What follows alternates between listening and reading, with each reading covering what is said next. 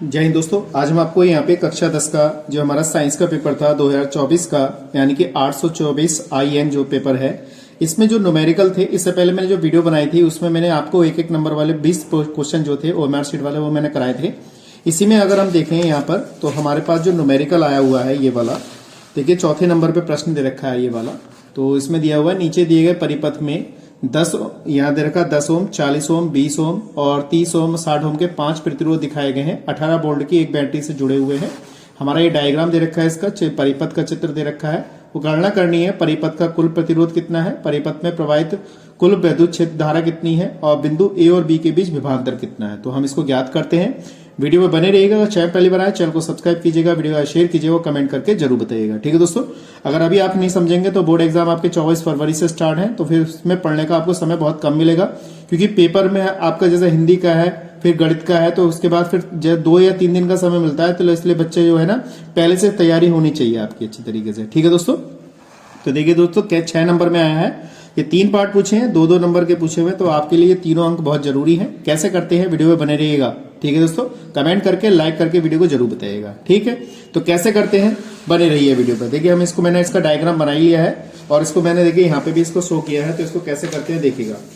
तो हमारे पास क्या है, सबसे पहले आपको ये देखना है कि हमारे पास जो ये परिपथ जो दे रखा है और इसमें जो प्रतिरोध बह रहा है, ये हमारे पास 10 ओम दे रखा है, ये वाला 40 ओम दे रखा है। तो ये हमारा समांतर क्रम में दे रखा है। तो समांतर क्रम में दिया हुआ है, तो सबसे पहले इसको हम सॉल्व करेंगे। तो समांतर क्रम में हम इनको सबसे पहले क्या कर लेते हैं, इन प्रतिरोधों को कुछ मान लेते हैं, R1, R2, R3। तो ये वाला प्रतिरोध जो है इसको मैंने R1 मान लिया, ये वाला प्रतिरोध जो है R2 मान लिया, इस प्रतिरोध को हमने R3 मान लिया, इसको हमने R4 मान लिया और इसको मैंने R5 मान लिया।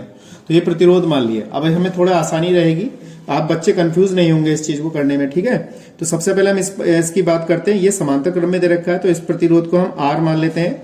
तो समांतर क्रम में जो प्रतिरोध होता है 1/R बराबर निकालते हैं। ठीक है, 1/R बराबर 1/R1 प्लस का 1/R2 इस तरीके से निकालते हैं। ठीक है, तो यहां हो जाएगा हमारे पास 1/R बराबर R1 का मान हमारे पास कितना दे रखा है, 10 दे रखा है, और इसका मान कितना दे रखा है, हमें 40 दे रखा है। तो 1/R बराबर हमारे पास यहाँ एलसीएम कितना आ जाएगा, 40 आ जाएगा। ये 10 चौक 40, 4 बचेगा, 40 कम 40 1 बचेगा यहाँ पर। उसके बाद हमारे पास क्या बचा, 1/R बराबर यहाँ पे 5/14 बचेगा, और 5 कम 5, 5 अट्ठे 40। तो R बराबर हमारे पास 8 ओम आ गया।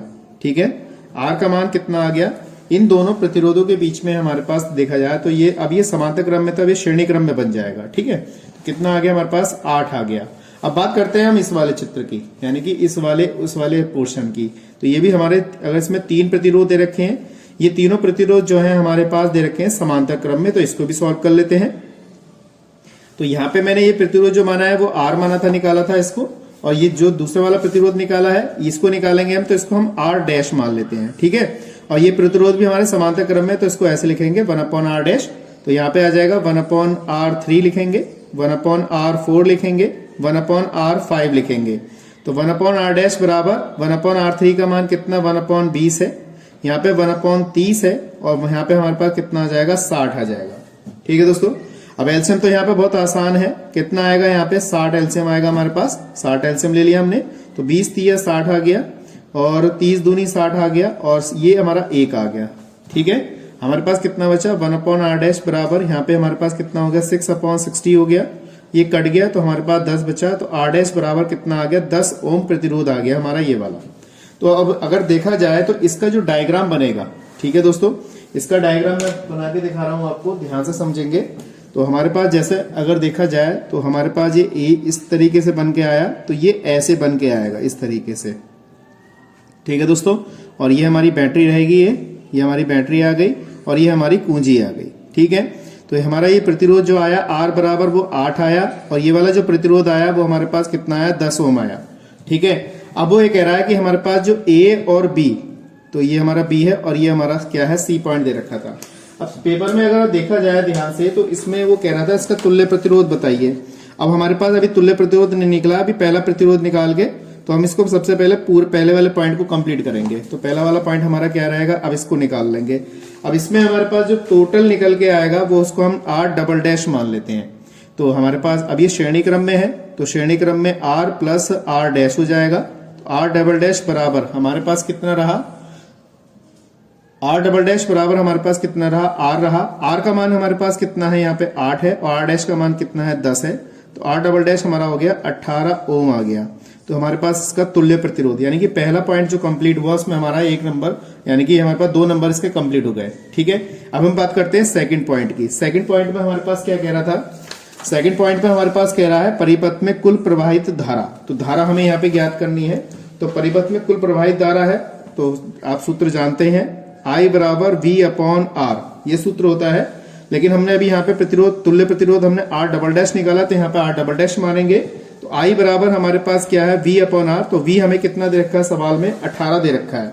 V कितना दे रखा है, 18। तो यहाँ पे 18 लिख देंगे, यहाँ पे 18, और यहाँ पे R डबल डैश का मान भी 18। तो ये कट गया। तो I बराबर हमारे पास 1 एम्पियर धारा बह गई हमारे पास। इस परिपथ में कितने एम्पियर की धारा बह रही है, 1 एम्पियर की धारा बह रही है। अब वो ये कह रहा है ए बी के बीच में तुल्य प्रतिरोध बताइए। अब देखिए हमारे पास तीसरा पॉइंट है, बिंदु ए और बी के बीच ए बी और बी के बीच हमने विभवांतर ज्ञात करना है। अभी हमारे पास तुल्य प्रतिरोध तो निकाल लिया हमने, कुल विद्युत क्षेत्र धारा भी निकाल ली, और बिंदु ए और बी के बीच विभवांतर भी ज्ञात करना है। तो इसको भी हम ज्ञात करते हैं, ए और बी के बीच विभवांतर। ए और बी के बीच विभवांतर का मतलब है इसके और इसके बीच में हमें विभवांतर ज्ञात करना है। तो कैसे ज्ञात करेंगे उसको भी देख लीजिए आप। तो हमारे पास क्या है सूत्र, हमारे पास आर का मान कितना आया था, 8 ओम आया था। ठीक है, उसके बाद हमारे पास धारा कितनी आ गई, 1 एम्पियर आ गई। और इसमें हमारे पास क्या है, हमें विभवांतर ज्ञात करना, तो V बराबर I आ, ये सूत्र होता है। तो V बराबर कितना आ गया, I का मान हमारे पास 1 है, R का मान 8 है। तो V बराबर 8 वोल्ट, ये हमारे पास इसका विभवांतर भी हमने यहाँ पे ज्ञात कर लिया। तो देखिए क्वेश्चन कितना आसान था दोस्तों। मैं समझता हूँ आपको अच्छी तरह समझ में आया होगा। ऐसे प्रश्न ही जो हैं आपके बोर्ड एग्जाम में पूछे जाते हैं, इसलिए मेरे चैनल को आप लाइक करना, शेयर करना और सब्सक्राइब करना चैनल को ना भूलें। और लाइक जरूर करें, कमेंट करके जरूर बताएं वीडियो में आपको किस टाइप की वीडियो चाहिए, क्योंकि 24